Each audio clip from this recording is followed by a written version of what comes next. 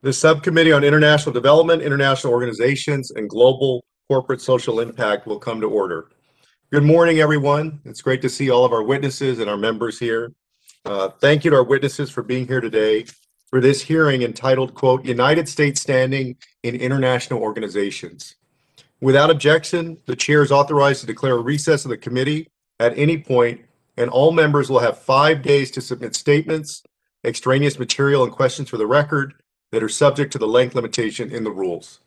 To insert something into the record, please have your staff email the previously mentioned address or contact our full committee staff.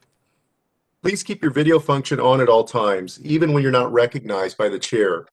Members are responsible for muting and unmuting themselves, and please remember to mute yourself after you finish speaking. Consistent with remote committee proceedings of HRes 8, staff will only mute members and witnesses as appropriate when they are not under recognition to eliminate background noise. I see that we have a quorum and will now recognize myself for opening remarks. Today, we'll examine America's standing in international organizations. This includes, first and foremost, the United Nations. It also includes others like the Organization for Economic Cooperation and Development and regional organizations like the Organization for American States and the Inter-American Development Bank and other key multilateral institutions. These institutions' very existence are an American accomplishment, an enduring legacy of the international order that American policymakers built out of the ashes of World War II and hoped might prevent another destructive conflict. While the world has changed immensely since 1945, let us recognize that the UN and other international organizations have succeeded in their primary goal of avoiding a direct conflict between major powers. For 40 years, instead of fighting the Soviet Union and the North Atlantic or the Fulda Gap, we battled them in international organizations in the eyes of the world opinion. Crucially, the United States ultimately prevailed. Today, it seems too many of us take for granted that the Cold War did not turn hot, and policymakers have too often failed to communicate the importance of international organizations to maintaining peace around the world. Ironically, it has been the very success of international organizations that has allowed some to doubt their value. This attitude culminated with the Trump administration. Former President Trump's hostility towards multilateralism, international organizations, and even many of our allies is well known and has had dire consequences for United States leadership. At the heart of our hearing today will be this question: how can our nation recover its standing in international organizations after 4 years of unprecedented damage?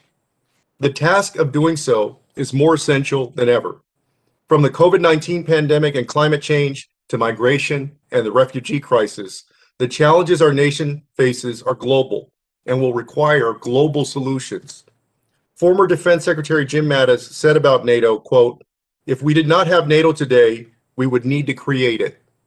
The same can be said about the United Nations and other international organizations. If we didn't have the UN today, we would need to create it. In this chaotic and challenging global moment, international organizations must be part of our approach. This is not to downplay the real flaws that many international organizations have. It's no secret that the very institutions which help define human rights have members who abuse them and are working to redefine the term human rights to meet their own ends. The actions of China and Russia have too often prevented the UN Security Council from being an effective body in addressing atrocities around the world, as we've seen again and again in Syria. These are real concerns with the United Nations and other international organizations, with Democrats and Republicans both making these arguments. Yet the solution cannot be for America to abandon them and cede control of them to our adversaries.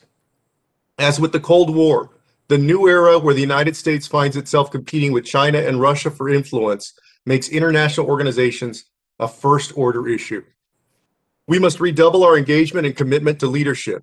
Wherever important global issues are being decided, America must have a seat at the table.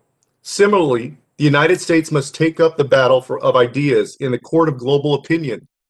I commend President Biden for beginning that work, rejoining the World Health Organization, and restoring funding to key UN agencies are crucial, common sense moves that will increase American influence around the world.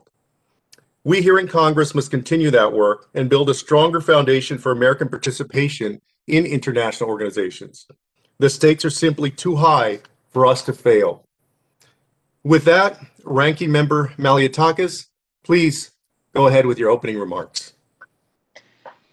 Thank you, Chairman Castro, for calling this important hearing. I look forward to working with you and the rest of the committee members to conduct important oversight of our engagement with the United Nations and other international organizations.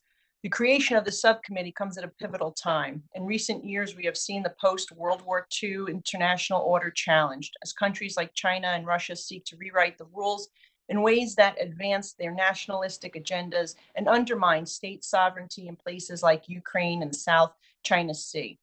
At times, there have been voices advocating for withdrawal of the United States from the international stage. I can certainly understand their frustration with the abuse of the United Nations system by malign actors. As we saw in the early stages of COVID-19, international organizations are not perfect. The World Health Organization routinely parroted Chinese Communist Party talking points that conflict with statements made by our own experts. The WHO's medical advice during the pandemic has routinely lagged behind scientific consensus. As an example, the WHO did not recommend the use of masks for the general public until June 5th, 2020, 137 days after finally confirming that COVID-19 was spreading via human-to-human transmission. In comparison, the Centers of Disease Control and Prevention here in the United States recommended masks in early April of last year. Despite widespread evidence of the CCP suppressing the genomic sequence of the virus that causes COVID-19, arresting doctors and journalists and censoring social media discussions of the outbreak within China, Director General Tedros praised the CCP for its transparency and setting a new standard for outbreak response. The WHO's embrace of CCP propaganda directly impacted how Americans view the virus. Lawrence Gustin, a professor of global health law at Georgetown University, who also provides technical assistance to the WHO, said, "We were deceived, myself and other public health experts, based on what the World Health Organization and China were saying, reassured the public that this was not serious, that we could bring this under control. We are giving a false sense of assurance." However, I do not believe the correct response to these missteps by the WHO's is the United States to withdraw. The United Nations and international organizations more broadly are not perfect. They are consensus bodies that reflect the countries who engage with them. As such, I believe the only way the United States can push back against the behavior and fight for true reform is by having a seat at the table. At the same time, the U.S. engagement should be tempered and clear-eyed. Recently, President Biden announced that the United States will be rejoining the UN Human Rights Council and running for a seat on the council this fall. The UN Human Rights Council is a deeply flawed body with a terrible track record of protecting dictatorship and despots and covering up the crimes of the world's worst human rights abusers. Current members of the council include China, who is actively engaged in carrying out genocide against religious and ethnic majorities in Xinjiang; Russia, who has carried out nerve agent attacks on political opposition leaders like Alexei Navalny; and Venezuela, where Maduro-backed forces have killed more than 20,000 people for resistance to authority; and even countries like Cuba that have a horrible record, decades of oppression of its own people. Despite this, the Council has focused its efforts on persecuting Israel, the only country permanently featured on the Council's agenda as its own item. I appreciated the Secretary Blinken raised some of these issues publicly when he addressed the Council last month. However, I believe reforms to address these issues should be a prerequisite for the U.S. seeking election to the Council, not a hopeful goal left to be achieved sometime in the future. When the United States engages with the United Nations, its agencies, or other international organizations, we bring not only our values, but also our financial contributions. The U.S. accounts for roughly 1/4 of both the regular and peacekeeping budgets of the UN. Chairman Castro, I look forward to working with you to conduct rigorous oversight on U.S. engagement with the United Nations and other international organizations. We must be at the table, but we have a duty to the American taxpayer to ensure that our engagement with IOs is targeted, strategic, and maximizes the positive impact of the United States abroad. Again, I look forward to working with you and thank the witnesses for being here.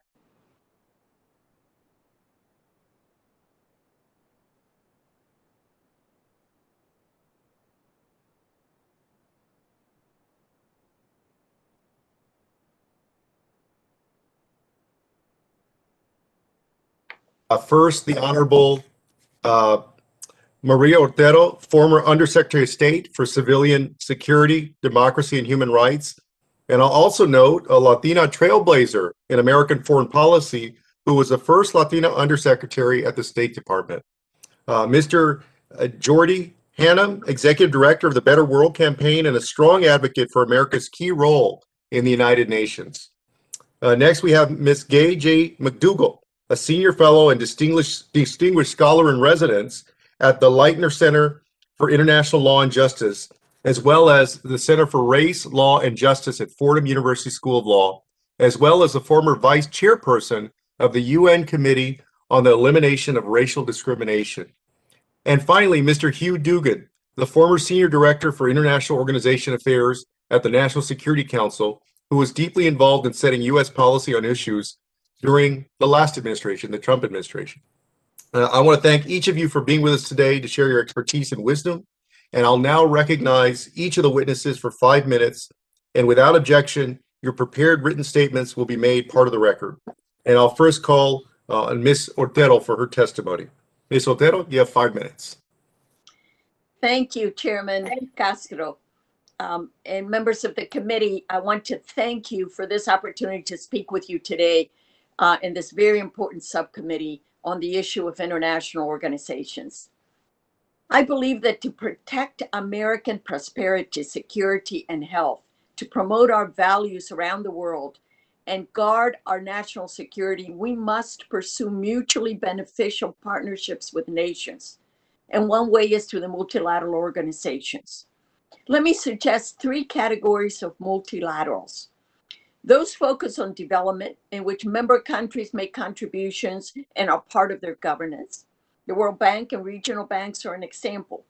Those focused on the most vulnerable and exposed, refugees, populations in conflict areas, people that are trafficked, human rights defenders, women, and children. Many United Nations organizations fall into this category. And those whose member countries vote on specific issues, such as the Human Rights Council and the Organization on American States. My testimony focuses on the first category. Development multilaterals support economic growth, a foundational goal. In other countries, as at home, prosperity is the bedrock on which all other strengths depend. Multilaterals help countries grow their economies and invest in the well-being of their people. More prosperous, stable, better-run societies are less likely to fray and either export their problems outward or create persistent challenges for our country. Development multilaterals offer several comparative advantages. First, they invest in the private sectors and they fortify free market economies. Their structure facilitates their deep engagement with the private sector. Their financial arms, the IFC and the World Bank, IDB invest in the Inter-American Development Bank, channel billions of dollars in investment loans and guarantees to the private sector. Second, they leverage resources. In addition to members' contributions, multilaterals access billions of dollars on the global capital markets, which allow them to punch above their weight. Even the World Bank's IDA, which provides interest-free loans and grants to the poorest countries, issued its first IDA bond in 2017 and is raising billions of dollars from the capital markets to increase the funds going to the poorest countries. Growing these private sectors is firmly in line with our own interests. Our absence or lukewarm participation in multilateral organizations attracts other countries to fill that space. China has moved aggressively to provide long-term capital and uses its Belt and Road Initiative to increase its influence and to grow trade. When the US pulls back, China cheers. Third, social inequality is a priority for multilaterals. Creating opportunities for skills and jobs for the least advantaged, including women, improves their well-being and keeps them from seeking a better life outside their countries. I note that migration to our border comes from the poorest, the most fragile countries in Central America, which offer very few opportunities, a situation which is aggravated by the region's violence and corruption. And finally, multilaterals focus on urgent global issues and seek global solutions. Today's acute and pressing challenges are the COVID pandemic and climate change. The US can be part of a global response as we have been in the past. In closing, let me just draw briefly from my professional experience with multilaterals to illustrate their role. Tiny businesses known as microenterprises predominate in developing countries. Women selling vegetables and street food, carpenters, shoemakers, metal workers, fashioning their products with rudimentary tools and on their dirt floor workshops. These entrepreneurs need working capital for their business, but lacking collateral, they don't have access to bank loans. Loan sharks lend them 5 in the morning and collect 6 in the evening.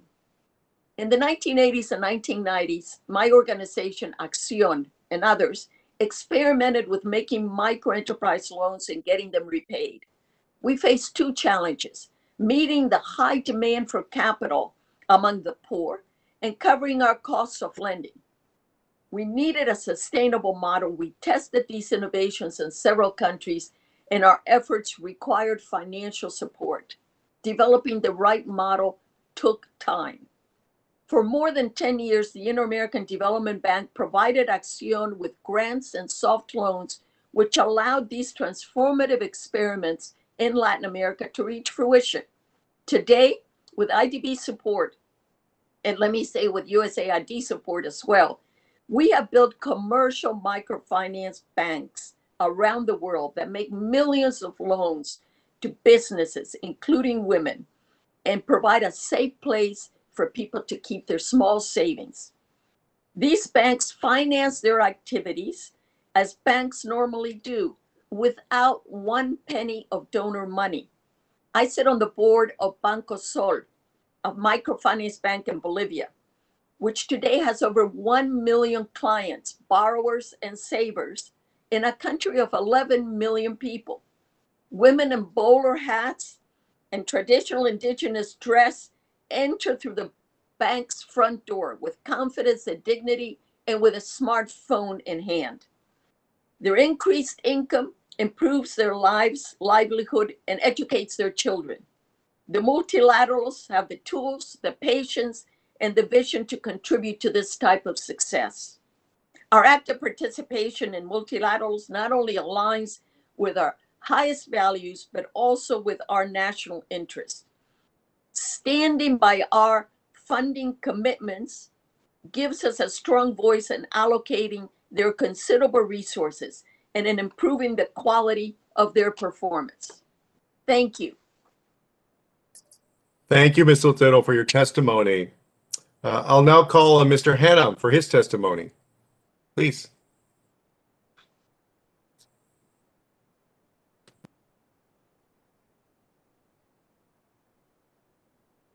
Oh, looks like you're still muted there, Mr. Hannum. Yeah, no, I get confused by switching. There you go. No, there we go. You'd think a year in, I'd have it down. Sorry, I didn't. But anyway, thank you, Chairman Castro, Ranking Member Maliotakis, and members of the subcommittee for allowing me the opportunity to testify today. I work with the Better World Campaign, the advocacy arm of the United Nations Foundation, and I will use my time this morning to explain how U.S. standing in international organizations has suffered over the last 4 years and why engagement and funding for the UN is in our country's best interests. Let me frame this conversation around the 4 C's: credibility, competition, cooperation, COVID-19. For the first C, in President Biden's maiden foreign policy speech, he spoke of renewing our role in global institutions and reclaiming our credibility and moral authority.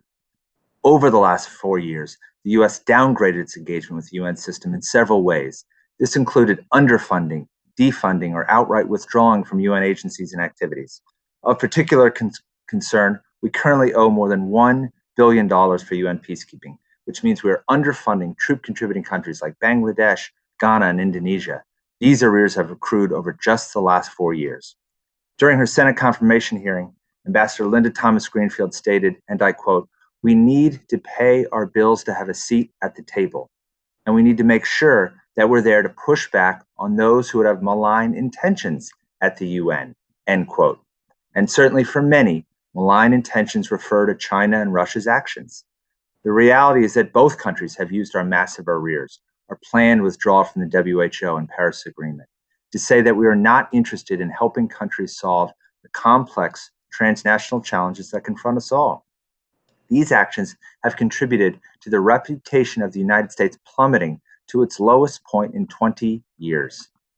With respect to China, even though its own record is checkered, to say the least, because they're investing more resources at the UN, engaging in UN bodies, active in bilateral development through initiatives like Belt and Road, their influence is rising in multilateral organizations. There's not been a takeover by any stretch, but our prior absence meant there was no effective counterweight. In fact, the Trump administration itself realized that its approach of withdrawal and withholding was not working when it appointed a special envoy to counter China's growing influence within international bodies. But it will take more than one person to fix the problem. In short, the opposite of withdrawal and withhold is engage and invest. This means no longer playing checkers while they play chess, i.e., we should increase support for the State Department and USAID, continue to rejoin key UN bodies that we walked away from, and it means paying our dues on time and paying back our arrears. Because if China and Russia are really the greatest threat to America today, as many members of this committee have stated, then our approach should follow suit, and we should counter them on every playing field that exists and marshal available resources. Of course, countering Russia and China at the UN will be most effective if the organization is fit for purpose. As former Secretary of State and U.S. Ambassador to the UN, Madeleine Albright noted, and I quote, "The failure to pay our old UN bills undermines our ability to recruit allies for the kind of structural reform that Congress demands," end quote. For example, in 2013, when we were in good standing, the U.S. worked with the UN and allies to create the Human Rights Upfront Initiative to ensure that all UN entities were prioritizing human rights in their field operations. It's one reason why the UN mobilized so quickly to protect civilians in South Sudan after the civil war broke out. But in 2018, China and Russia successfully lobbied a range of other countries to disband the initiative, using our absence and U.S. budget cuts as a pretext. How is that in our interest to have it eliminated? Alternatively, we have seen the positive results when we work in collaboration with the UN, both in terms of management reform and in terms of realizing results on the ground. For example, in October, the UN World Food Program, headed by former South Carolina Governor David Beasley, was awarded the Nobel Peace Prize, which I might add was the 12th time a UN entity has received the prestigious prize.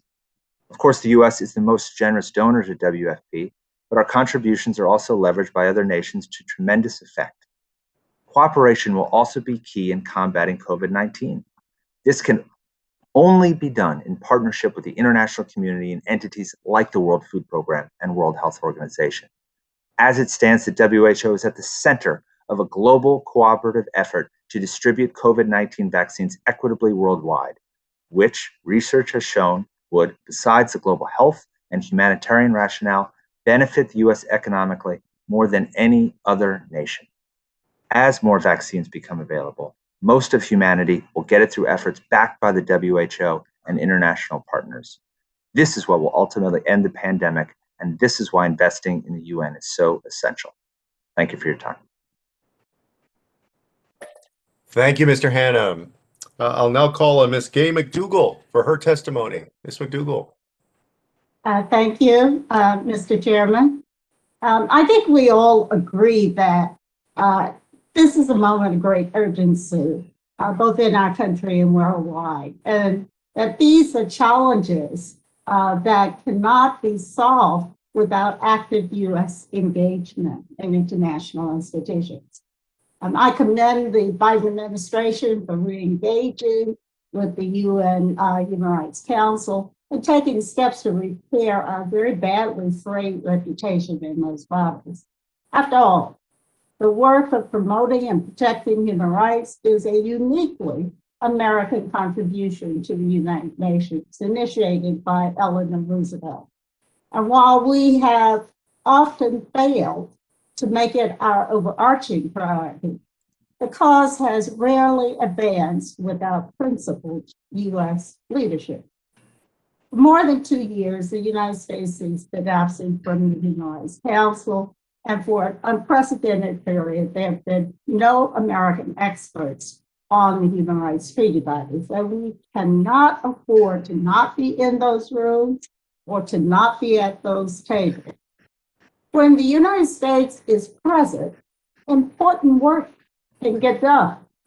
One excellent example is the cross-regional joint statement on racism, led by the US and joined by 155 nations, which was submitted last week as part of the general debate during the 46th session of the Human Rights Council.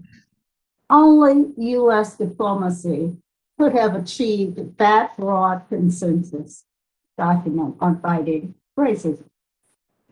The US leverages its credibility most powerfully when it leads with honesty, humility, and commitment to principle. So as we re-engage with the UN's human rights systems, the US must be honest and transparent about the failures of our human rights enforcement here at home. To deny the obvious would be self-defeating. And with honesty, we must also be willing to submit to international scrutiny of our shortcomings in the same way that we seek to hold other countries accountable for their own failures. Without that mutual transparency and accountability, the UN's system to protect the rights of people around the world is made into a charade. Our UN ambassador displayed the impact of honesty so effectively last week in a speech to the United Nations General Assembly when she offered a moving personal reflection on her own life growing up in the segregated South and the deep structural racism that continues to undermine our democracy. When we lead with that kind of honesty and humility, as our ambassador did last week, we set a tone and example for other countries to follow. Further, the project of promotion and protection of human rights globally fails if it becomes merely another tool in the struggles of geopolitics. Human rights protection must be conducted in a safe space in which principles of objectivity, fairness, impartiality, truthfulness, and good faith dominate. These are principles that should be upheld by all of the stakeholders. Saying that the United Nations today is under attack on many fronts. Too many governments, including the US, withhold or delay dues, leaving crucial UN offices crippled and unable to fulfill their missions. Too many governments attack the UN's independent human rights experts for exposing difficult truths and block the UN's institutions from addressing effectively the most desperate human rights institutions in the world today. But with the support of Congress and the Biden administration, I think there's an opportunity to safeguard these institutions for the survival of the United Nations. We can't afford to let the UN fail. Thank you, Mr. Chairman. Thank you, Ms. McDougall, for your testimony. And our final witness, I'll now call on Mr. Hugh Dugan for his testimony. Mr. Dugan. Thank you, Mr. Chairman. Thank you for your invitation to appear before the subcommittee, which is a privilege. It's a distinct pleasure to see Gabe McDougall. I had the pleasure of serving as her campaign manager while a U.S. delegate to the UN. She was successfully elected to the UN Commission for the Elimination of Racial Discrimination. I held one of the longest tenures on the U.S. delegation to the UN, 26 years, followed by a professorship at Seton Hall University. I then resumed as acting special presidential envoy for hostage affairs, and most recently at the National Security Council as its senior director for international organization affairs. My career in this realm spans 6 presidencies, 11 U.S. ambassadors to the UN, and most importantly for today, 16 sessions of the House of Representatives. A highlight in my career was leading the UN reform program that brought together Senators Helms and Biden to fund our $1 billion U.S. arrears to the UN in the year 2000. It bears repeating for students of world affairs today what this subcommittee understands, that politics must end at the water's edge. Congress has much in common with an international organization. Both are membership-based, both seek to leverage their values into policies, and they appreciate the force multiplier effect of working together. The title of today's hearing is U.S. Standing in International Organizations.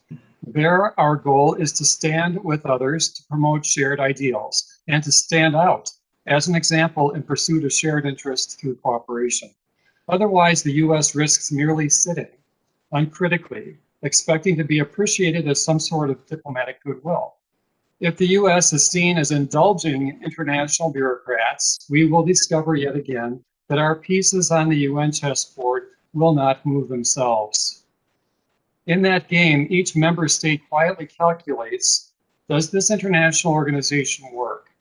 And secondly, does it work for us and our shared interests? Our adversaries have supersized their efforts not only to best us on issues, but to hijack the whole platform. Exhibit A, the World Health Organization, which is misnamed, frankly. Instead of world, read Chinese. Instead of health, read political. And as for organization, it took over 1 year to arrange a fact-finding trip to the Wuhan laboratory, while America produced 3 vaccines in warp speed time. Today, our look at U.S. standing should not merely give itself over to foreign judgments on the United States. Rather, it needs to flag that our standing is only as good as the knowledge, skills, and abilities of Team USA in current times. The fact is, our best game against eroding U.S. standing in international organizations is a strong U.S. team on the field, U.S. delegates, U.S. citizens in the secretariats, and in leadership positions such as the World Food Program. This team has to be guided by a dedicated DC policy leadership, all having each other's backs. Alternatively, any game plan merely to take down our opponents is woeful.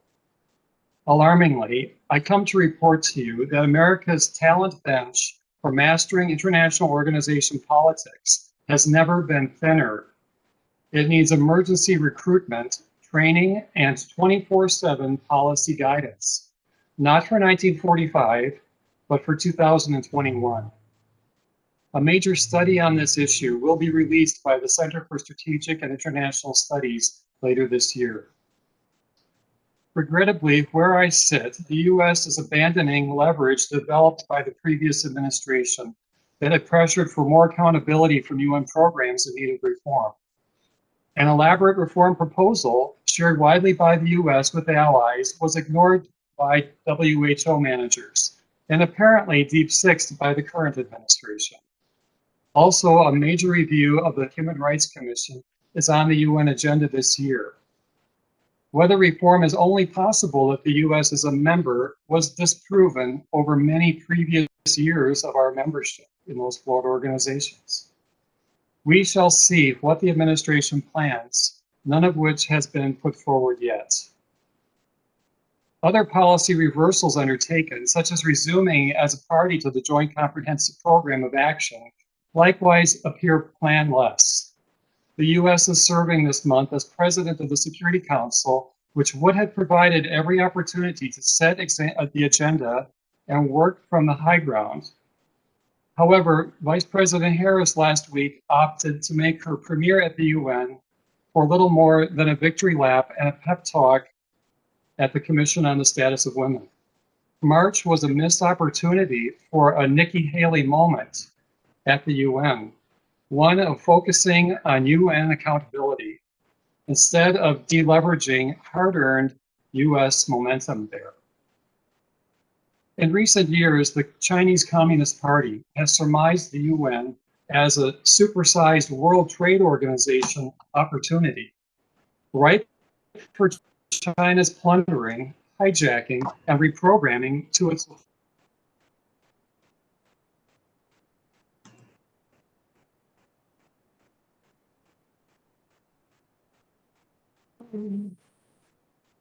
Oh, Mr. Dugan, looks like we may have lost you. I hope it's, I'm assuming it's not just my internet. Let me see. We'll take about 10 seconds to see if we can get him back. There you go. All right. Am I back? You are, yes, Yes, please. thank you. I'll resume and I'm almost finished. In recent years, the Chinese Communist Party has surmised the UN as a supersized World Trade Organization opportunity, ripe for China's plundering, hijacking, and reprogramming to its authoritarian hegemonic ambitions. Throughout, Beijing is remaining Beijing. The rest of us are learning to suffer.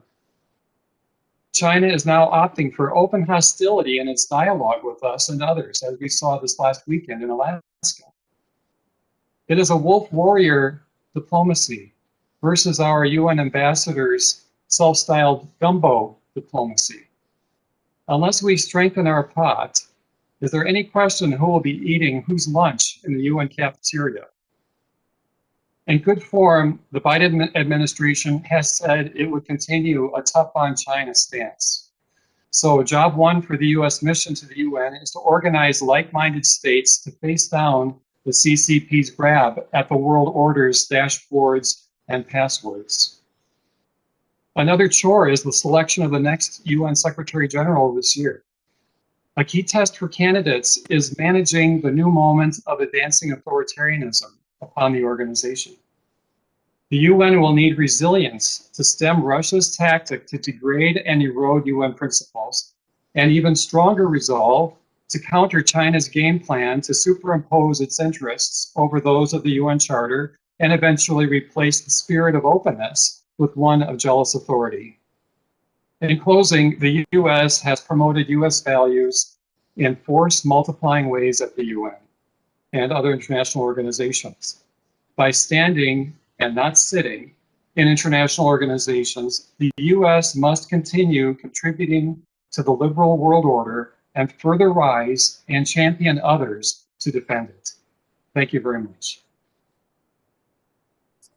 Thank you, Mr. Dugan, for your testimony.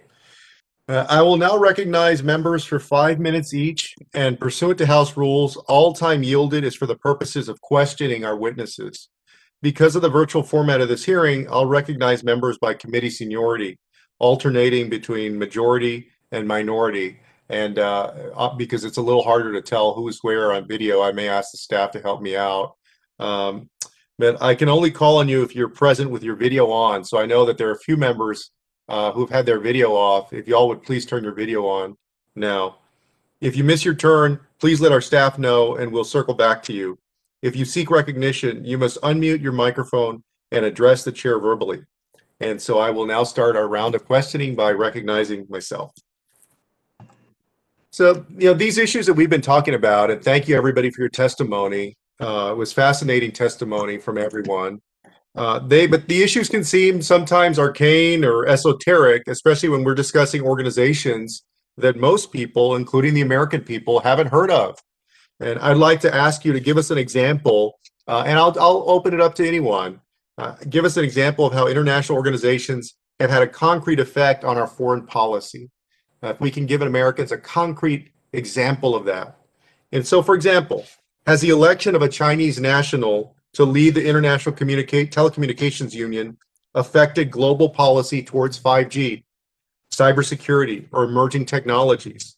I'd welcome other examples as well. I point that one out because we've been talking about how engaged the United States should be in these international organizations, whether we should vie for leadership positions, for example. And so does not being at the leadership table, not being the leader, does that make a concrete difference? I open it up to the panel. May I speak, please? Please. Chairman, thank you very much for a very insightful question. Yes, it does matter who is in leadership positions throughout the organization, both among the delegations and certainly the leadership of the specialized agencies. As you rightly described, the ITU is critically involved with monitoring and establishing norms and standards of telecommunications. 5G is central to that. There is an entire professional community that looks at this too. The stakeholders throughout civil society are multiplying on this very issue. So while the ITU has a critical role to play, it must also learn how to involve all of these other non-state actors who have real skin in the game. So yes, leadership in these organizations is going to have to be more accommodating of not just member states' participation, but reaching out to the significant stakeholders and actors who in fact have a great deal of authority in these various functional areas such as the ITU. I would like to point out, as Jordie mentioned earlier, the World Food Program took the Nobel Prize this year, which is a remarkable accomplishment for its work on stemming hunger, especially the use of hunger in war situations. The United States has always been the leading contributor, over 40% of the budget of the World Food Program since its inception in 1960. And it's always had an American in its leadership position. The prior administration placed the current leader, David Helsley, there, and his efforts are what, for the most part, brought the attention of the Nobel Committee to recognize the World Food Program. So to a great extent, the Nobel Prize Committee was recognizing America's ongoing contribution to a systemic problem of food shortage and the use of food as a weapon in the world over generations, and U.S. leadership that comes to the organization. The U.S. has always looked at these organizations that work well, and when they work well, we work well with them. When they don't work well, as Major Steward, we have to take the lead among our member state colleagues to make. Thank you, Mr. Dugan. Let me see if the other. I know some of the other panelists, I think, may want to chime in as well. Yeah, Mr. Chairman, if I could just say, I mean, you raise a great point on kind of specialized agencies, and this is a key area where we have seen China gaining influence. They now head 4 UN specialized agencies, and we head 1. And one can say quite confidently, Hugh brought up food, but one can say quite confidently that the head of the FAO is there because we were disengaged and not aligned with our allies. In addition, we know that a couple of years ago that because of cuts to the State Department, IO Bureau, that the number of people working on getting Americans at the UN was cut to 0. We had 5 and we went to 0. China makes a concerted effort to get their diplomats positions. So we need to be engaged. We certainly have talked about the importance of paying arrears. And this year is incredibly important. There are 9 positions for the head of specialized agencies coming up this year, and 5 in the agency programs and funds. Hugh talked about the World Food Program. It's a great example. But this is a key year for us to be engaged and demonstrated in a variety of different ways, as I talked about. But staffing up State Department, staffing up IO, and certainly supporting payment of our dues. No, well, thank you. I've only got 20 seconds left. I don't know if Ms. McDougall or Ms. Otero wanted to chime in. Yeah. I would just say quickly that from the perspective of multilateral organizations, they really are a continuum to our bilateral assistance and allow us to access the billions of dollars the multilateral agencies have in order to be able to influence the way that those resources are spent. China, as others have mentioned, is in there trying to influence these multilaterals as well and ensuring that those resources go for areas and for factors that increase their global power. Thank you. Okay, y'all, I'm going to start the round of questions. Moving on from myself. We'll go to Ranking Member Maliataka, please. Thank you. Thank you, Chairman. There's so many questions I actually have, and I would love to speak at some point offline with those who are testifying today. But I want to focus my question on the UN Human Rights Council, since that is something that is imminent and going to be approaching us rather shortly. Is there somebody else speaking there? Yeah. Well, that's the thing is, just like his father, he's a very important part of the dialogue. I served with his father in the House, and Daryl, your microphone's on. dedicated libertarians. Can the staff mute Daryl's microphone? Right. I think you're clear. Tell Daryl I'm taking a minute of his time.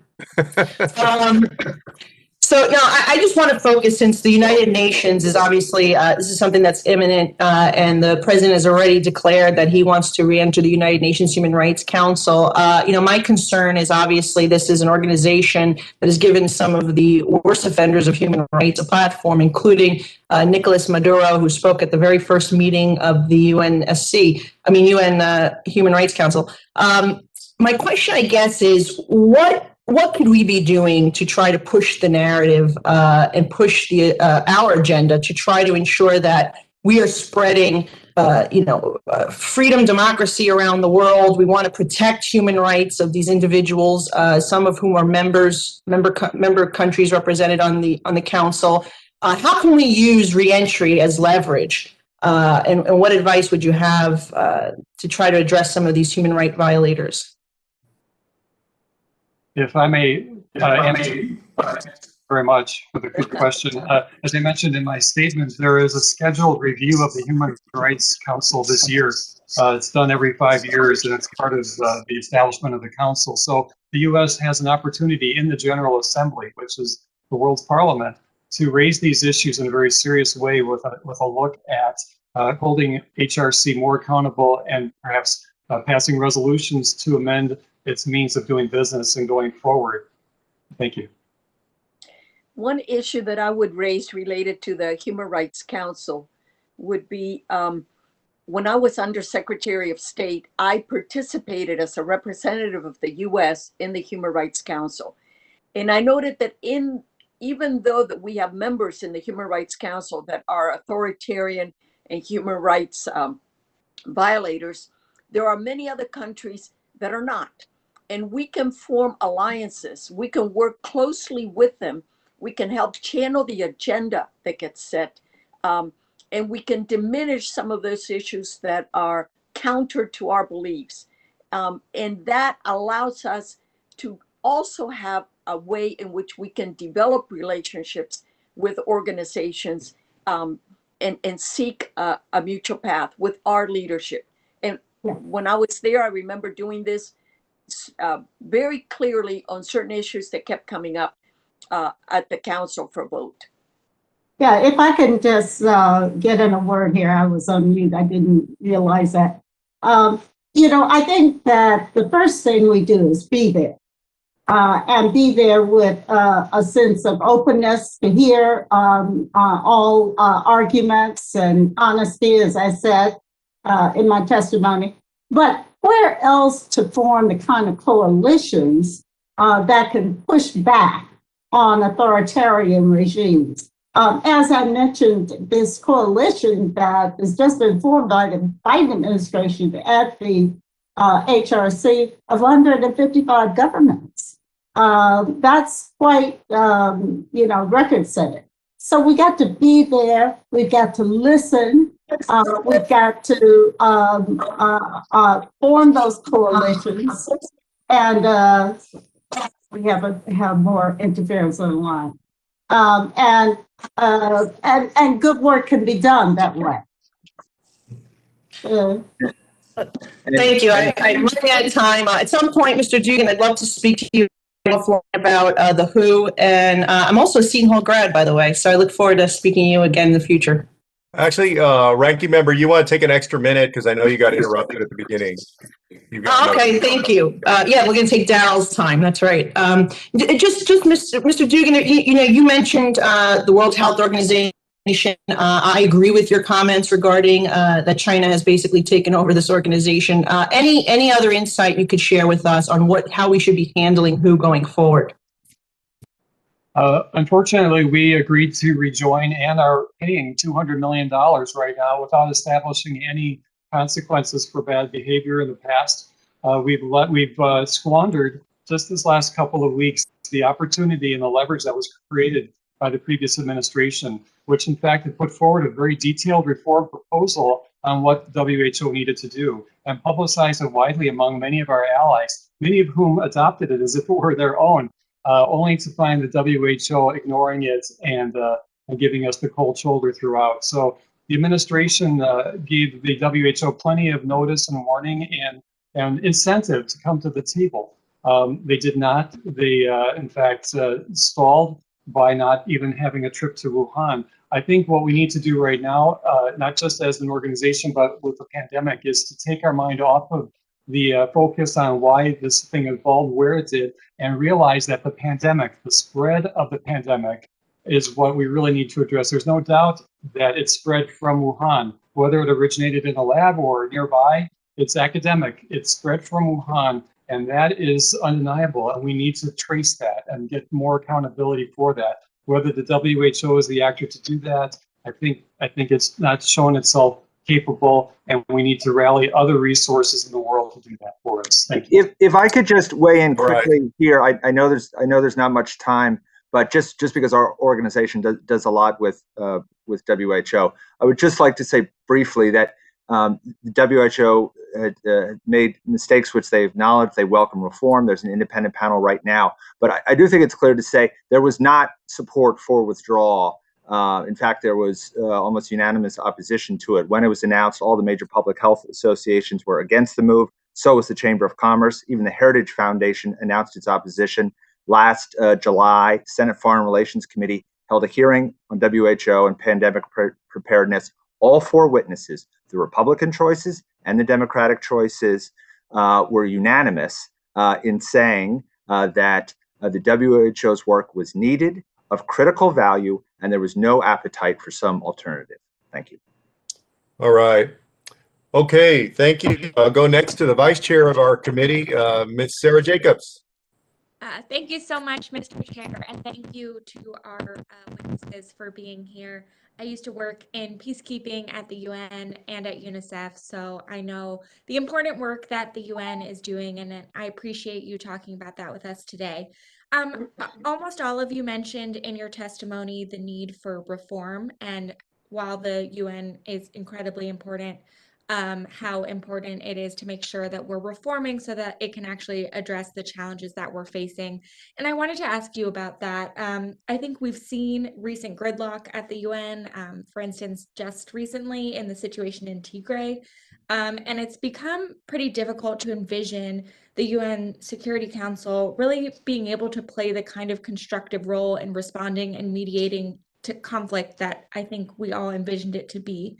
And so I think as we're in this new moment of U.S.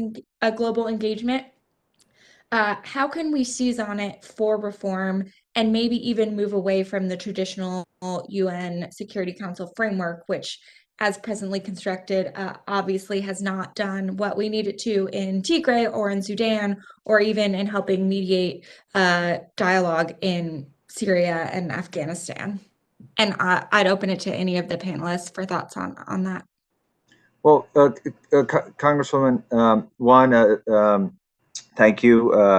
Thank you for the question. And I would say a couple things just in terms of reform. One, I do think it's important to say that the Secretary General, one of the reasons he kind of was chosen is that he has a track record on reform at UNHCR and made some real significant changes in terms of moving more operations into the field, reducing costs. Under his leadership, they've achieved gender parity, issued new whistleblower protections, pushed for annual budgets. And so he's made a couple of key reforms. I think it's also important to show that the record shows that when the U.S. Is engaged, and that means kind of being a member in good standing, paying our dues, that we're much more able to achieve significant reforms. And I kind of talked about what former U.S. UN Ambassador Madeleine Albright noted. But peacekeeping is a great example. A few years ago, when the U.S. Was engaged, this was during the Obama administration, but they made real important changes in terms of field capabilities, in turning that the missions would move more quickly, and also reducing costs, bringing the cost per peacekeeper down by 18%, for example. But that was a time when we were fully engaged and paying up. And in general, I think we're more likely to see significant changes. Human rights is another perfect example. This is a clear case where the U.S. absence, China and Russia are pushing a very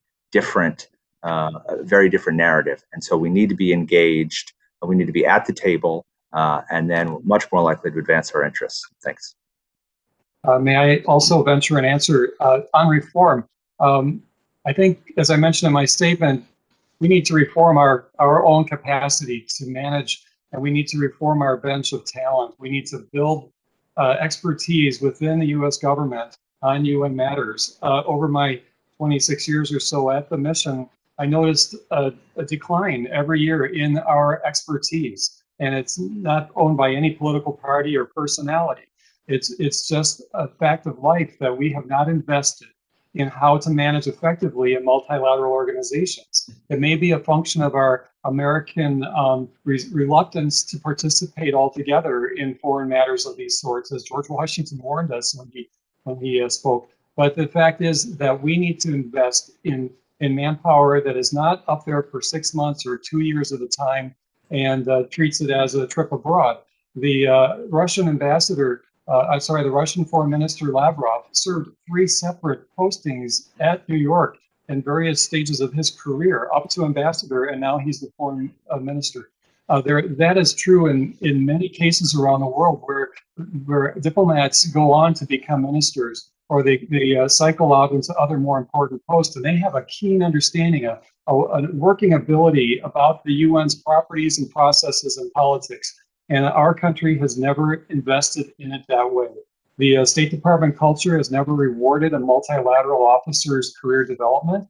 It's seen as a place that was secondary, and we need to change our culture and invest in our manpower.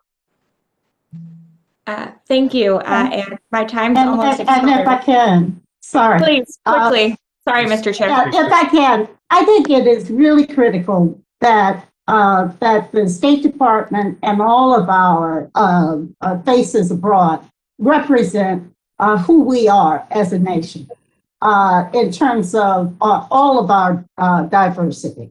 And I think that also highly improves our ability to function in very diverse circumstances and with what is a very diverse world, and to learn to set policies that are credible in those interactions. I know that there is a report, the Truman Report is about to come out on diversifying the personnel in the State Department and upgrading the training, et cetera. But I think that's a critical point. And again, I bring us back to our new ambassador to the UN in New York, and what is going to be her incredible ability to negotiate through many, not just cultures, but the political values of different people around the world in a way that makes her even more effective than she would have been elsewhere. Thank you. And I'll note our chair was a big part of that report and diversifying this department. Yeah. I'll give him credit for that since it took extra time. Thank y'all. All right. Let's go to Ms. Tenney. Thank you, her Mr. question. Chairman. Thank you. It's an honor to serve with you, and thank you again for your work with me in helping the Rohingya people in Myanmar and Burma a couple Congresses ago, we did a special orders, and I'm grateful to you for continuing to recognize that terrible situation. I have a district that is home to 4,000 Burmese refugees who are very active in the terrible situation going on in Burma with the military coup. So I thank you, and I appreciate the opportunity. Thank the ranking member for her questions. I think they're vitally important to talk about the Human Rights Council and why the Biden administration did not leverage its ability to get back in the council by helping us in the American side. And also thank you to the witnesses for your service and for being here in this important meeting. I guess a couple of questions have been addressed. I'd like to talk a little bit, maybe Mr. Dugan, since you have so much broad experience, and I do appreciate your comments. I was a former employee with the Yugoslav consulate, which existed many years ago. I worked a lot with the mission to the UN through Yugoslavia. And so I got to see firsthand just how it works from another perspective, since I worked for a foreign consulate.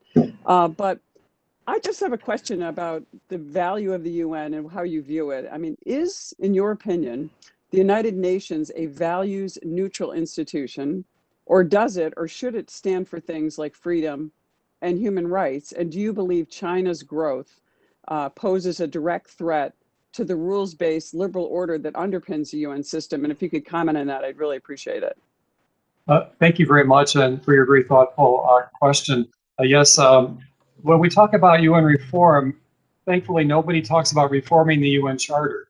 It stands as a model of principle, of purpose, of respect for freedom around the world, and for the promotion of prosperity, peace and security, and human rights. So thankfully, the core principles of the UN are not in question. It's the manipulation of those principles, which we have to worry about. And once again, China has invested enormously since about 15 or 20 years now in the UN. It always ignored the UN. It was afraid of the UN buying in too much and then having to let the UN into China to look at some of the things that China does that it does not want the world to see. So it's always very against any type of intervention. And even though the intervention would reveal things such as you found with the Burmese situation, abuse of human rights, etc. So it's the manipulation of the charter, of the organization, and I'm afraid almost the hijacking of the moral authority of this organization branded by China going forward that is of most concern to me. So again, we need to develop our skill set. We need to be as bright and as hardworking and take the advantages that are due us up there. Congress has a special role in managing oversight and in UN budget matters, since we are still the major contributor. Thank you. Would you say that because, well, and toward that, the UN specialized agencies, the United States, Britain, and France combined only lead 4, yet China, the Chinese Communist Party, actually leads 4 itself. And would you say that's a result of manipulation in the UN, or is that something that they achieved, by some kind of democratic principle to get there in that position? Well, to be brief, they play by the rules, and they play very well and very hard. As I said, they really didn't give the UN much notion until about 15 or 20 years ago. So they've grown into their skin. They have an appropriate role. They're a large country. They make a big contribution. They represent millions and billions of people. So yes, they are playing the game better and harder than we are. Fairly, yes, by the letter, but not by the spirit. Well, what would you suggest we do as a nation to sorry about that, I lost you. What would you say we do as a nation to combat that and to get in the game and to be the leader, since we are supposed to be the beacon of freedom around the world, to hold that order? What was your suggestion? I only have 40 seconds left, but I know Ms. McDougall wants to comment, but it's up to the chairman. So please comment if you will. Thank you. Well, I take I'm sorry. I'd love to hear from you both. It's up to the chairman. Please go ahead, both of you. Go ahead, Mr. Dugan. Oh, I just wanted to say that the previous administration established an office in the State Department called UN Integrity, which has the writ of trying to address exactly what you're describing. It's an office. It needs to be a bureau, and perhaps soon a department in the U.S. government. We need to develop more resources and expertise, as I've mentioned a few times now, to quell the onslaught of authoritarian overtake of our liberal international order. Thank you. Ms. McDougall, I Yeah, think you've got a few minutes. I would just say that in terms of the human rights area, yes, there are governments that have consistently put forward their views about human rights being culturally based and relative to various issues and places in our politics, but they have always consistently been pushed back on those views by human rights bodies and individuals. And to the extent that there is concern about China and what violations of human rights have been done in Wuhan, in Xinjiang, to the Uyghur community.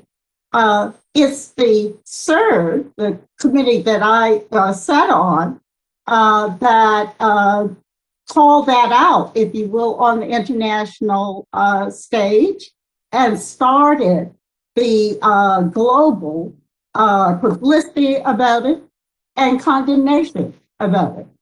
So there's as much pushback as there is, positions being continuously put forward from their point of view. What we got to maintain is that we've got a principle to push back that is, in those rooms, sitting in those seats. So you agree that with Mr. Dugan that we could have an experienced, dedicated institutional voice in there to make sure that China is held accountable on human rights and other issues? Absolutely. In this particular case, Mr. Dugan helped to run the campaign that got me that voice in that room, in that seat, to call China out about what was happening to the Uyghurs. Thank you so much. I know my time has expired. I really appreciate all of you. And Ms. Otero had something she wanted to add, and we've got a little bit of time here because Thank we've got you, some time. Mr. Chair. Just a very brief addition to this. I think it's really important to recognize that China is making the case that their system works better than a democratic system that's based on a market economy. This is enormously important. They are being vocal about that, and it is basically an argument that they're putting before the world and that they are using through agencies like the UN. Our role is to be at that table and to argue that our system, our democratic values, the values of the United Nations Charter are the ones that we must uphold. And this is an issue that spans many countries in the world. And so our effort to be able to form those alliances and create those coalitions and create what you would call situations of strength within the UN is one way in which we can really push back in not only a crucial way, but I would even say in an urgent way. Thank you. Great. I appreciate that. All right. Representative Tenney asked the most popular question. Thank you. All right, we're going to go now to Representative Houlihan. Thank you, Chairman. And my question is actually for Ms. Otero and Mr. Hannum. I'm going to bring us back to 2017 when the United States cut off funding for the UNFPA, the United Nations Population Fund, which of course supports reproductive health for women and girls around the world, along with implementing programs to help prevent child marriage, gender-based violence programs, female genital mutilation.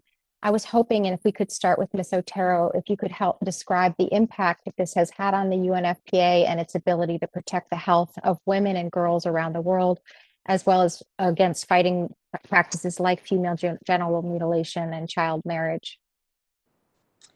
Thank you for that question, a very important one, and one that I have worked in personally in my career.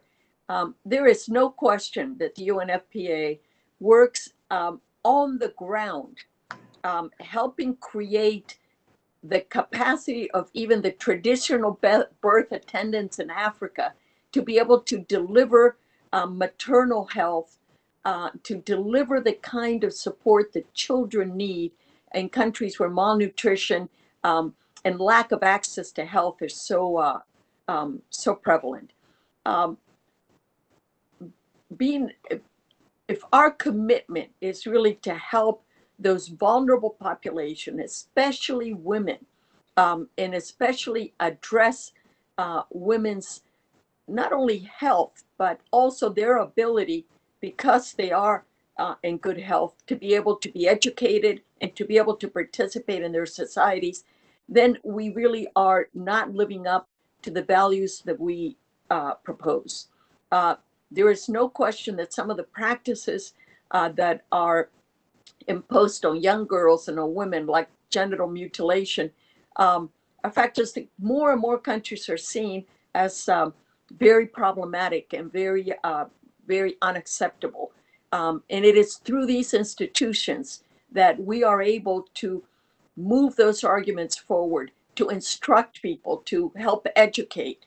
So cutting those resources directly affects the way in which women around the world live, especially those that are among the poorest in the planet. Thank you, Ms. Otero. Mr. Hannum, would you be able to add any more color to this?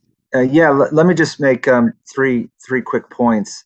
One, I think it's important just to again stress, as you noted, that UNFPA as an organization, seeks to help women safely deliver children each day. So, as an example, in the large Za'atari refugee camp in Jordan, which I've been to, but UNFPA ran the maternity ward over a period of a few years. 10,000 children were born, without one maternal death. It's remarkable. And that's a program the U.S. used to support, but stopped. And actually, to put a finer point on that, it used to be when a new child was born, there would be a little sticker on the bassinet with a U.S. flag. And think about what a lasting image that was for a new mother. And then when the Trump administration revoked our funding and they removed those stickers. So that's just one example of their work. You asked about impact of cuts. Let's look quickly at Yemen and Venezuela, obviously areas Congress has been focused on. But before 2017, the U.S. had been the second largest donor for UNFPA's emergency response there. The funding was used to help mothers access healthcare, support survivors of gender-based violence. In 2019, after another year of Trump administration withholdings, this fund ran out of money in the middle of the year. And it's in places like these that UNFPA is leading the effort. It's not viable to switch to some other UN entity or other partners. And then finally, just in terms of child marriage, female genital mutilation, one can look at the Central Sahel. Right now, violence between armed groups has forced over 100 health centers to close. And this disruption has been compounded by COVID-19. And as it stands, UNFPA's humanitarian operations there have only received 28% of 27 million that's needed for humanitarian assistance. And this is a region where 90% of women or girls have undergone female genital mutilation. In Niger, which I've been to, about 75% of girls were married before age 18. So it's, our resources could have made a difference. And so we certainly welcome the decision to restore funding because it's desperately needed. Yes, and I look forward to reintroduction of legislation to allow and support that as well. And I know I only have 20 seconds. Mr. Chair, am I able to ask one more question? Okay, thank you. And thank you. And this is for Mr. Hannum as well, regarding UN peacekeeping operations and the role that, of course, they play in stabilizing the conflict zones. My specific interest is in women and what role and what else can be done with the UN to better integrate women into peacekeeping forces, and how can we as a nation be helpful in supporting those initiatives and efforts and reforms? Thank you. Yeah, so one, I would just say in peacekeeping in general, I do think it's important to know because there's a lot of talk, understandably on Capitol Hill, about challenges with peacekeeping, but it's important to remember that we now have 2 decades of data that shows that peacekeeping works, it saves lives and shortens conflicts. Across the board, within peacekeeping operations in countries, the UN, there needs to be more women engaged, and this is something U.S. called for in the Women, Peace, and Security Act.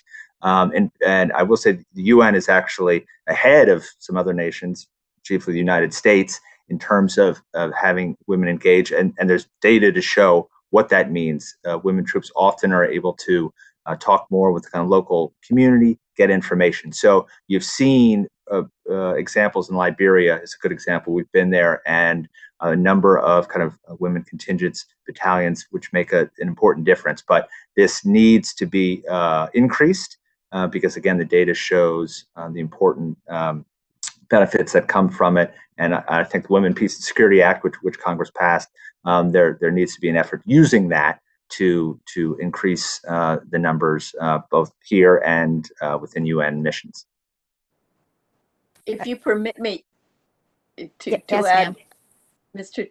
Chair, I would only just focus on the fact that in areas of conflict, women through gender-based violence suffer the most. They are raping women is a way of acquiring that territory. And this happens in all of the areas of conflict. I have visited and met with women in the Republic of Congo in areas where they can attest to not only this happening outside of the refugee camps where there would be accosted, but also all around in the areas of conflict. So women are not only important as security and peacekeeping force part of that effort, but they are also the ones that are suffering the most. And gender-based violence is something that we absolutely have got to address in the strongest of ways through these institutions. Thank you. All right. Thank you. I see yield back. that. Oh yeah, thank you, Ms. Lynn. I see that Representative Issa is on, but his video is not on, and so I'll wait for his video to come on before I call on him. In the meantime, let's start another quick second round. And every time we do a second round, if you have a question, please feel free to ask it. If you don't have a question, don't worry. Sometimes I've been on the dais and they say, "Oh, we're going to do a second round," and then you feel like I got to ask something. If you have a question, please, a question or two, feel free. If not, it's okay. All right. But let me start with mine. And again, when Daryl comes on, I'll jump to him. All right. So I want to start with Ms. McDougall, because I know that you work squarely on these issues. I want to ask a question about how we can use the United Nations and other international organizations to combat a lot of the challenges that we see here domestically. And chief among those, for example, is structural systemic racism in nations. And obviously, while the dynamics in each country vary, the issue of structural racism is not something that is only particular to the United States. We've also spoken about how we make issues like the rights of women, the rights of indigenous, the rights of workers, foreign affairs issues, how the United States can leverage its position in international organizations to press these issues even more. So, if we could start with the structural racism issue, but then also consider the other issues. And then Ms. McDougall, if you want to go first, and then we'll open it up. Okay. Well, I think that it is, it's very important, and it's certainly been very important to people of color in this country to understand that structural racism has a transnational component, and it is everywhere. And that the UN represents an ability to join the forces and the issues on structural racism and come out with solutions that can be offered, suggested, what have you, to all, primarily through the committee that I have sat on and will again, hopefully, the UN Committee on the Elimination of Racial Discrimination. Then there are also certain very useful occasions that have been organized and hosted by the United Nations, like the Durban Third World Conference Against Racism, and the this year, I think, is the 20th anniversary, and there will be a number of gatherings and comments about around that.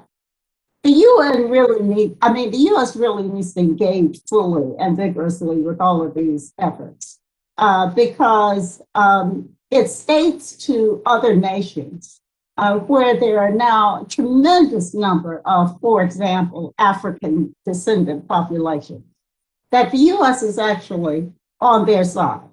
And the U.S. needs to engage with bilaterally with those countries about what we know about racism and solutions, and what we know about the mistakes of trying to create solutions, and foster more exchanges of activist groups, of warriors, of advocates from both countries.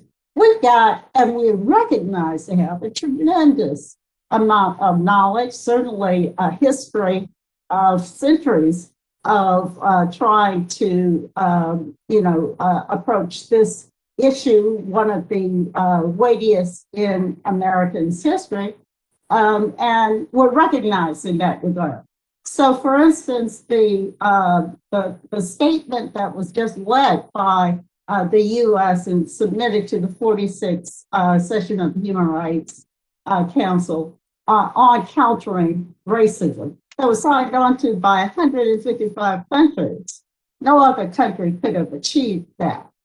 And so I think that what we need to do is to make it as much a part of our foreign policy as our domestic policy. But we have to be honest, and we have to be vigorous in both respects.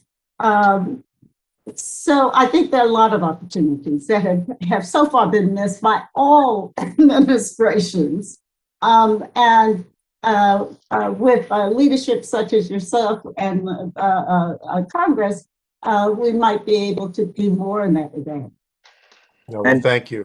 And yeah, Mr. Chairman, I'd only add, Professor McDougall is well more versed on these issues than I, but just one example, I think, of kind of the importance of some of these global bodies that we talked about, and also our absence being a challenge.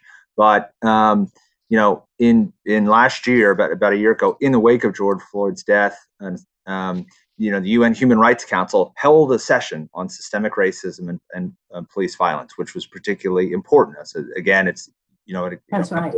of the council's work, and it adopted a resolution calling for the High Commissioner for Human Rights to prepare a global report on the issue. And Human Rights Watch, other organizations noted that this resolution was a step in the right direction, but also that it could have gone further. And I think this is an example of, where if the U.S. had been there, just in general, when the U.S. is engaged, we can push the narrative.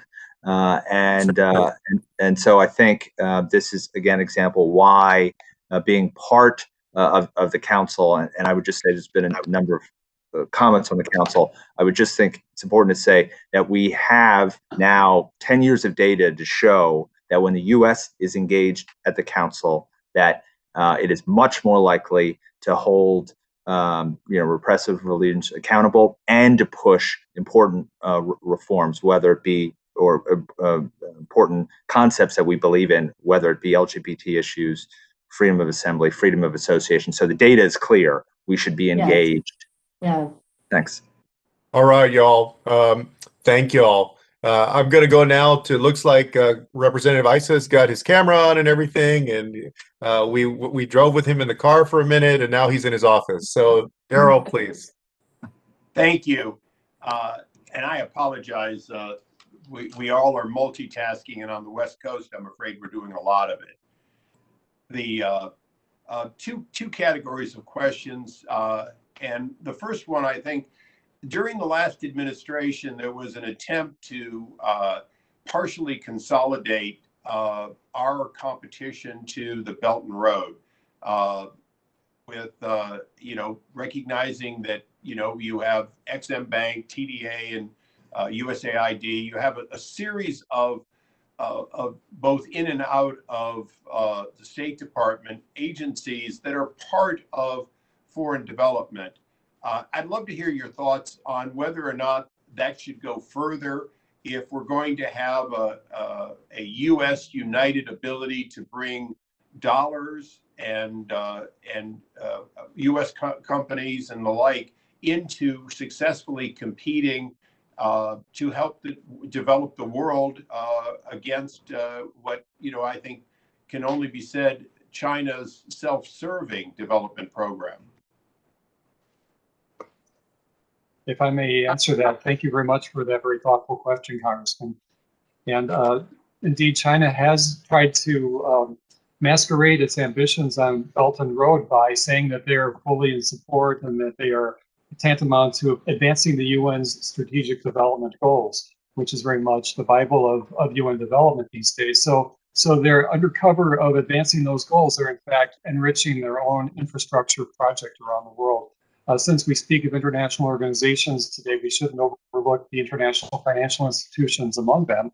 And China still is represented within those and considered a developing country for the sake of receiving benefits and resources and benefits of the doubt all around. So they played that very well, as I described earlier. They play within the rules and they play them very hard, maybe not within the spirit, but within the letter of the law.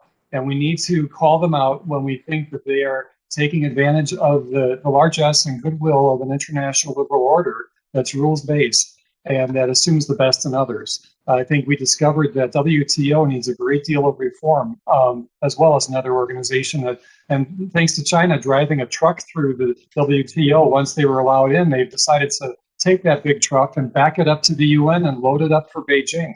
So I quite understand your question, and yes, we need to reevaluate their qualification as a developing country status within the international financial institutions, that we should not be subsidizing this grand scheme of theirs. Thank you. And Congressman, I might just add one other point there, and I would just say I think there's already a model that we know which works, which is countering Russia during the Cold War, and former President Reagan talked about kind of peace through strength. And so one of the things we need to do, what China has done is invested significantly in economic development, in diplomacy, and the U.S. Only spends about 1% of the federal affairs budget on diplomacy and development. Of course, we need to use our dollars wisely, but during the 1980s, we spent far more as a percentage of GDP on diplomacy and development than we do now. So that's what China is doing. We know it worked, and so we absolutely need to support additional resources for state and USAID to compete. Well, I agree with that, and we'll continue to push for that. But I want, the question is more narrow. The Chinese intervention around the world, and particularly in sub-Saharan Africa, is not a gift.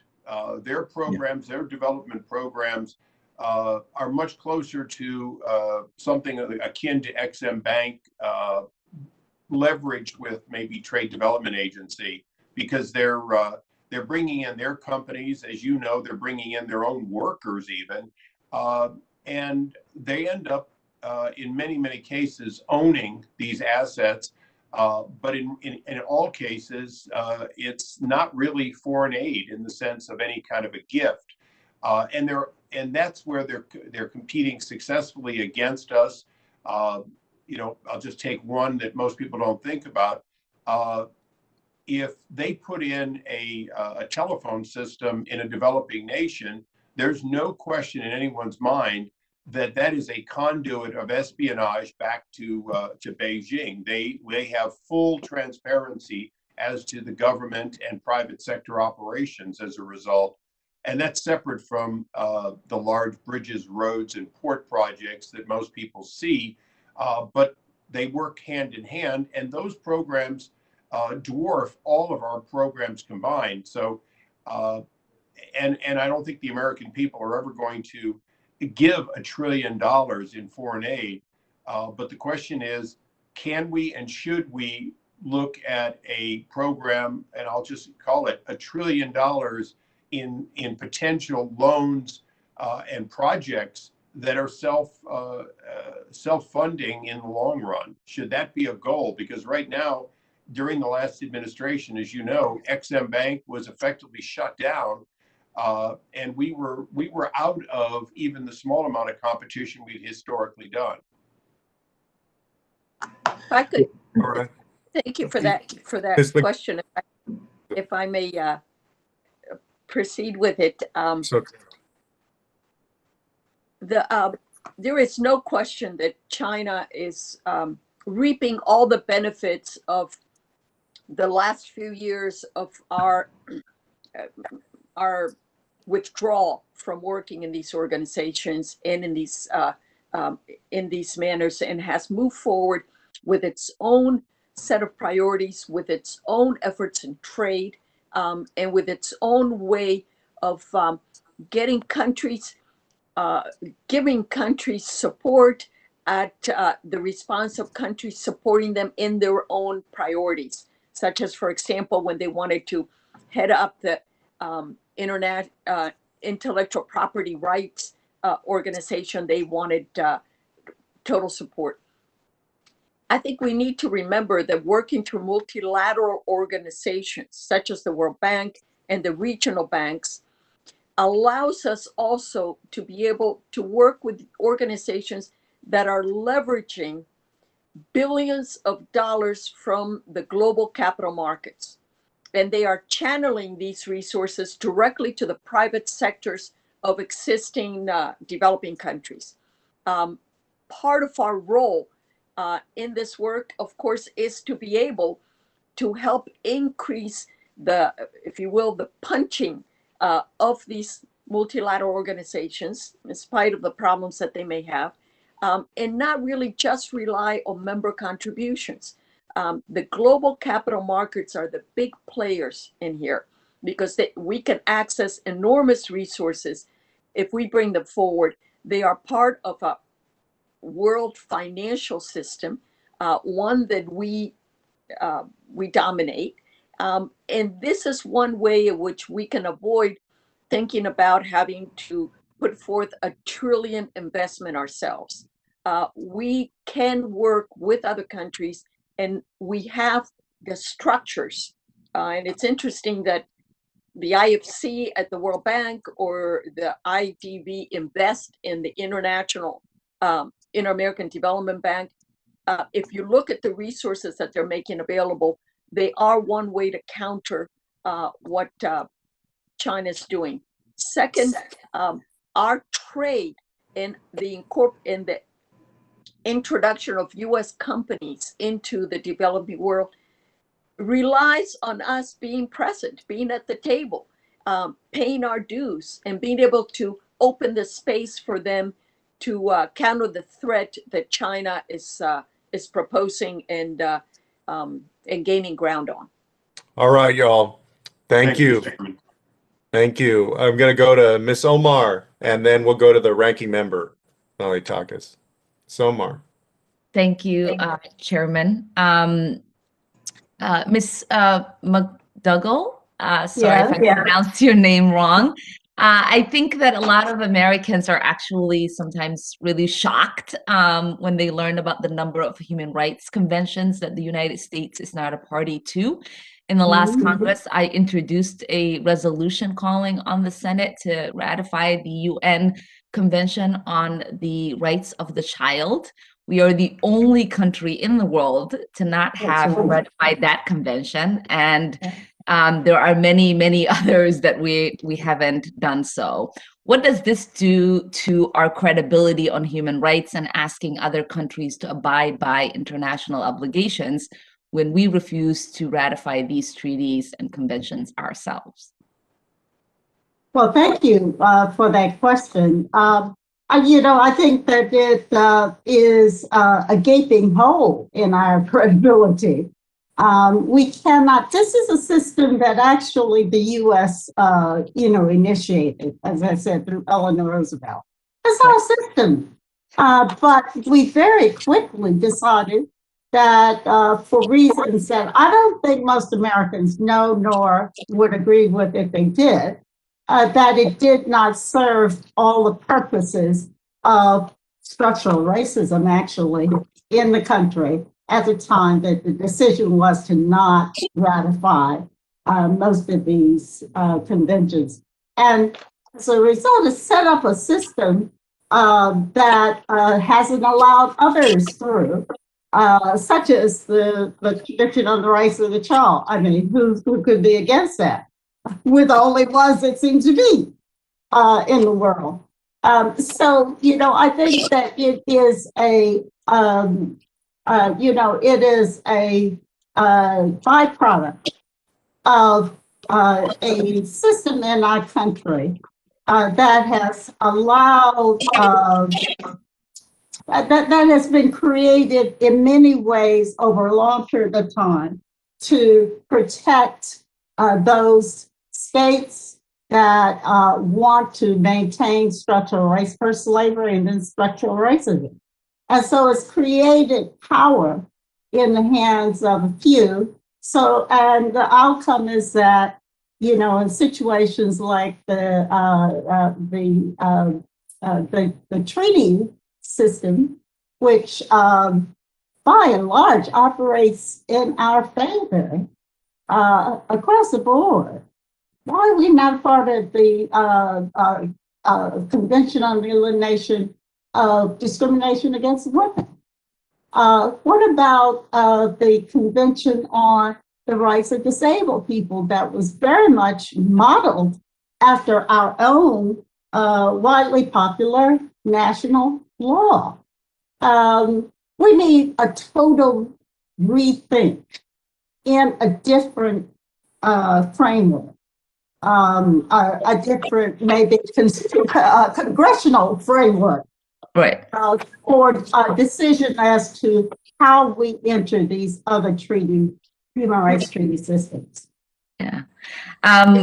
For the rights of the child, it was very fascinating to me because I was in Somalia, which was one of the last 2 countries besides us, and they ratified it in 2016, and I was sent to celebrate that happening. And I remember sitting with our US ambassador who was there cheering this on, and who helped fund, that campaign to make it happen, without us actually realizing that we ourselves have not participated in that. And then I wanted to maybe get your take on something that I think it's a really good idea. I've been pleased to see that the Biden administration is intending on re-engaging with the UN Human Rights Council. I think that's the right thing to do, but the council's detractors have a point, right? A lot of the countries that are a party to have appalling human rights records, and I'm wondering what you think of our engagement and membership on the Human Rights Council to promote human rights. Well, I'm very much in favor of the Biden administration re-entering the Human Rights Council. It gives us an opportunity, first of all, to listen, to make sure we fully understand all of the arguments around the room, and then to make more informed choices, to form coalitions that we can work with, coalitions of other governments that can maybe create better outcomes. But I tell you, it is truly a dilemma, this question that the UN has had to tussle with for a long time. Do you want the worst outside or inside? Do you want them in another dimension where they cannot hear what you have to say, or to be subject to whatever power you may coalesce against, their practices, etc. I think it's a difficult decision. I think so far the UN has come down on the best possible side of that decision, but it does lend itself to, sometimes uncomfortable, let's say, short-term outcomes. And thank you, Chairman. I would like to ask, when we do our second round, maybe I'll get an opportunity to ask the other members the same questions. And can I just 10 seconds, just one point there, Congresswoman, just to say in terms of engagement, what we have found is that countries or adversaries are delighted when we're not part of the organization. They welcome, and that there are examples, most notably Russia in 2016, where we help mobilize countries to block them from joining. So we're much more likely to block countries with terrible track records by being engaged than not.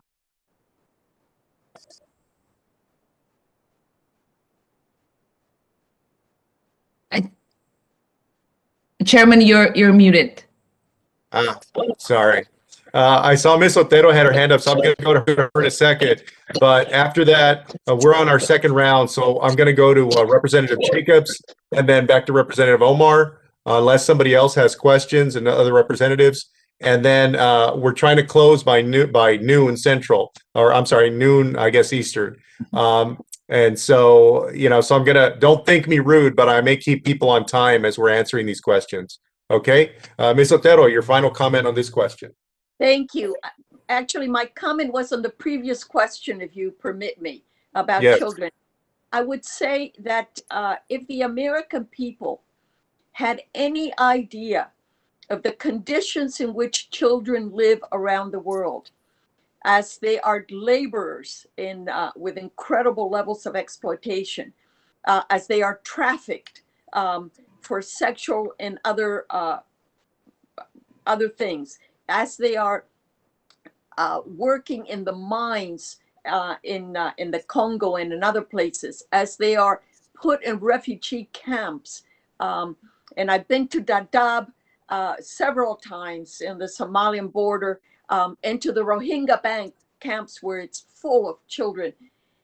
If we had, there would be enormous outrage, as there was when families were separated from their children in our southern border. The American people, I think, need to have more information about these factors, and we need to make sure that we are able to communicate, because the goodness of the American people, the kindness of their spirit, the values that they give to family and to their own children are factors that we need to be able to demonstrate in the way in which we interact with other countries and in the conventions that we sign and we don't sign. And so I think these are really important concerns that we also need to build into the way in which we project our country's efforts in in the rest of the world. Thank you. No, thank you, Ms. Otero. All right, y'all. So I think our final two questions will be Representative Jacobs and then Representative Omar, and then I'll close. I would just ask everybody to be on the grid view and look at the 5-minute timer for these last two questions, all right, so that we can close on time. Representative Jacobs. Thank you, Mr. Chair. So my question is for Ms. Otero and Mr. Hannum. I was wondering if you could talk a little bit about what you think the most important reforms would be to the UN, whether that's the Security Council reforms that I kind of mentioned in my previous questioning or otherwise. But in terms of really being able to address the kinds of challenges we're facing now, what you think the most impactful reforms might be. Please, Mr. Hannum, go ahead, since you live and breathe it every day. Yeah, happy to. And Congressman, let me start, I guess, with an issue I think near and dear to your heart, which is around peace building. I mean, this is something that the Secretary General feels very, very strongly about, because there's just, of course, quite a bit of data about how much, if you can invest in peace building efforts, how much it saves you down the road. The problem is, as we all know, people generally, it's hard to do kind of upstream efforts. It's kind of only when a crisis is coming that there's an impetus to do more. And so I think this is where I think U.S. engagement could be particularly important. And quite honestly, funding. And I mean, again, the data shows how much an investment in peace building would save down the line. But so just looking at 2020, I mean, there's a peace building fund which mobilized about $180 million.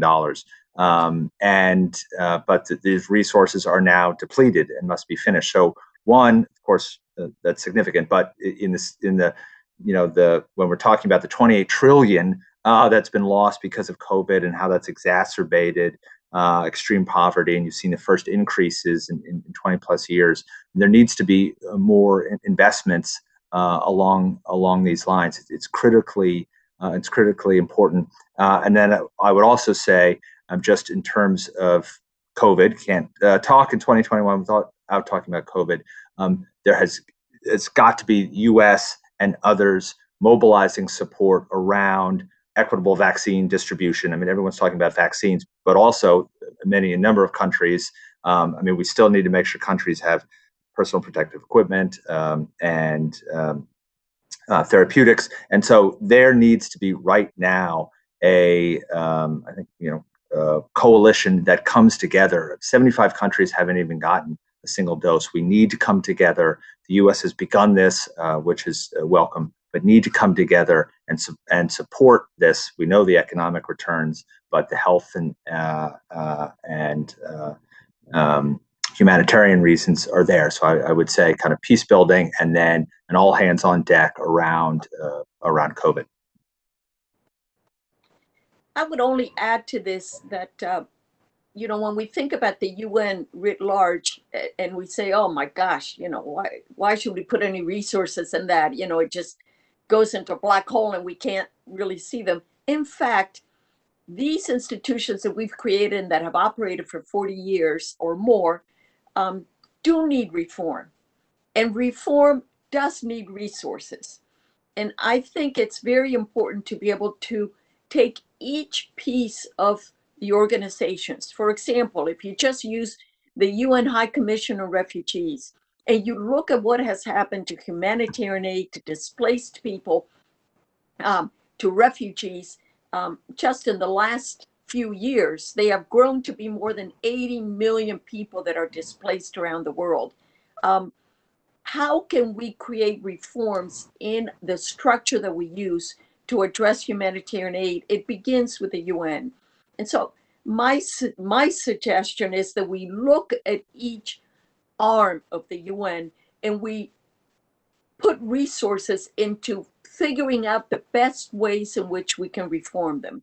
And it's easier to do this with those that are delivering services to the vulnerable and to all the populations around the world that need them. It is harder to do this with the UN Security Council, but also necessary. So I think we really need to think about reform as an activity that requires our leadership and resources from everywhere to be able to carry out.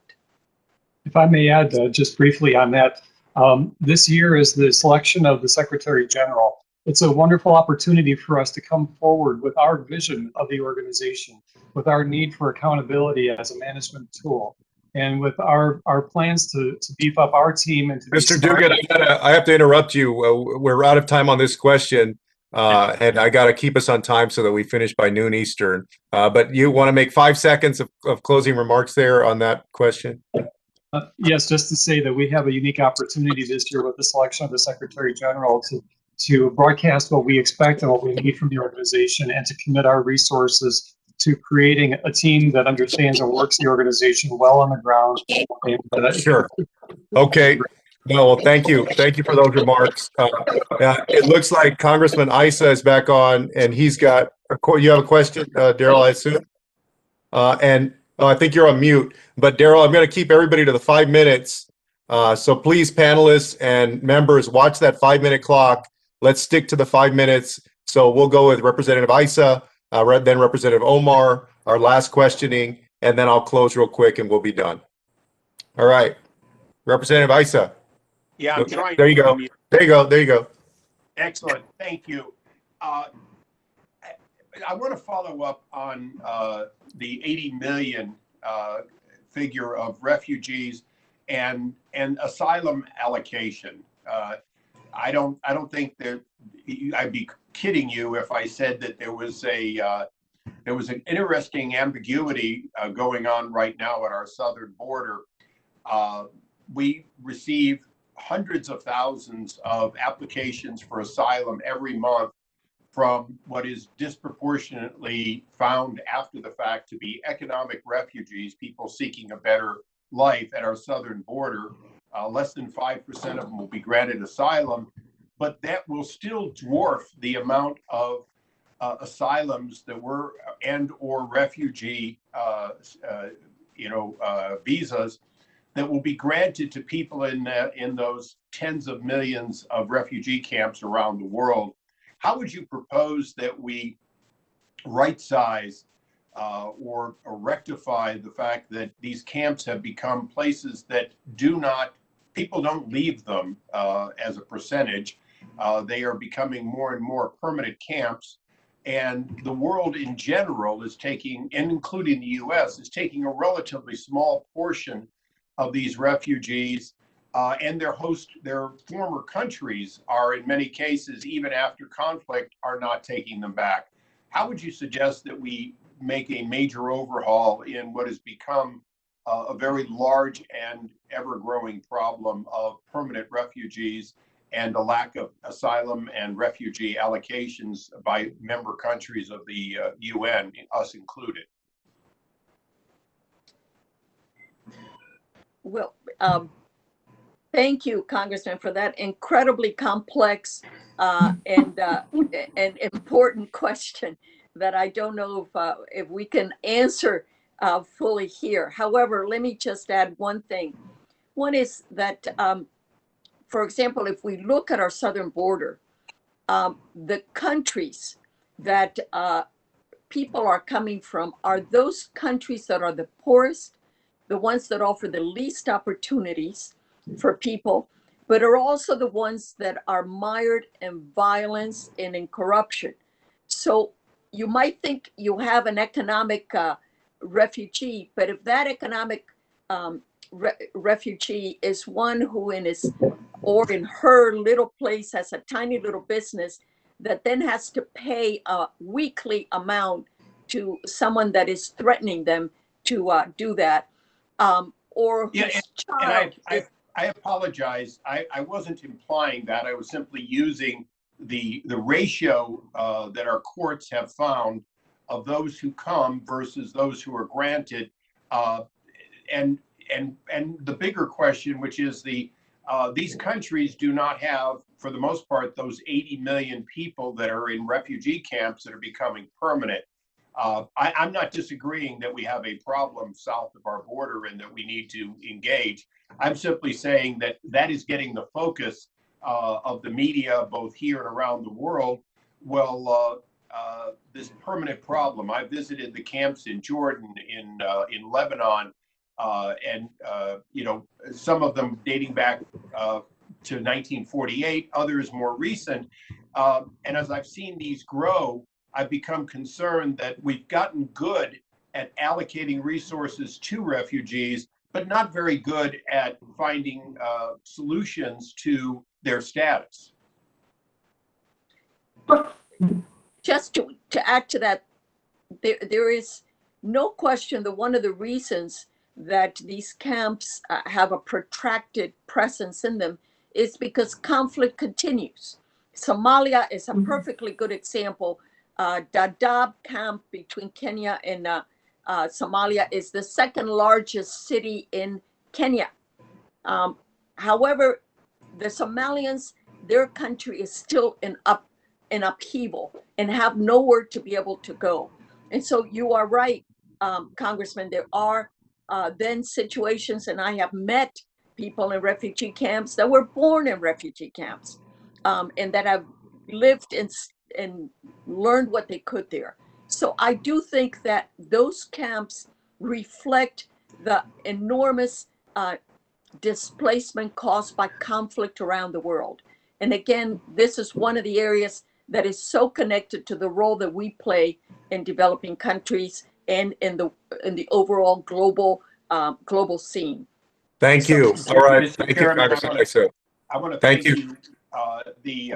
I will just quickly close and say, some of the camps I visited, the Palestinian camps that have been there since the 40s, reflect the fact that it's not about one administration.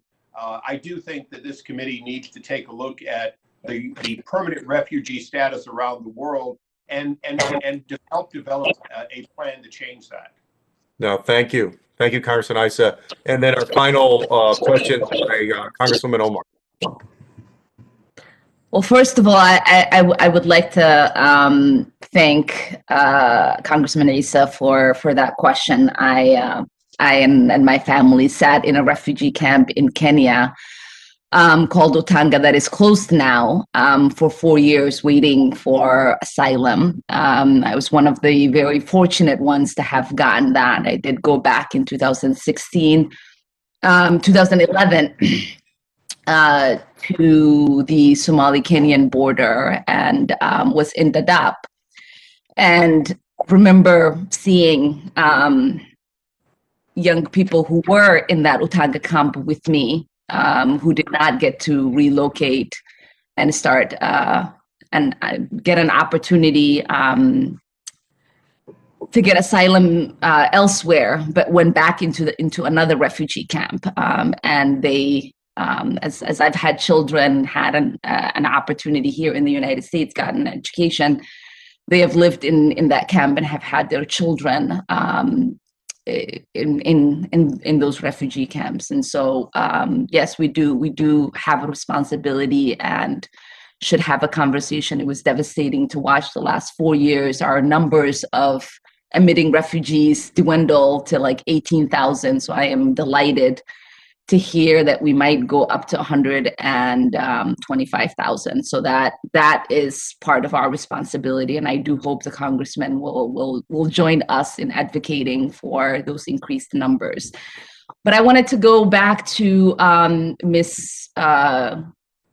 McDougall. Earlier, you mentioned something in regards to racial justice, and I know that a lot of activists in the United States, from Malcolm X to Puerto Rican independent activists, have drawn on the UN system and human rights in their own struggles here at home. What do you see as the relationship between the international community and our struggle for racial justice here?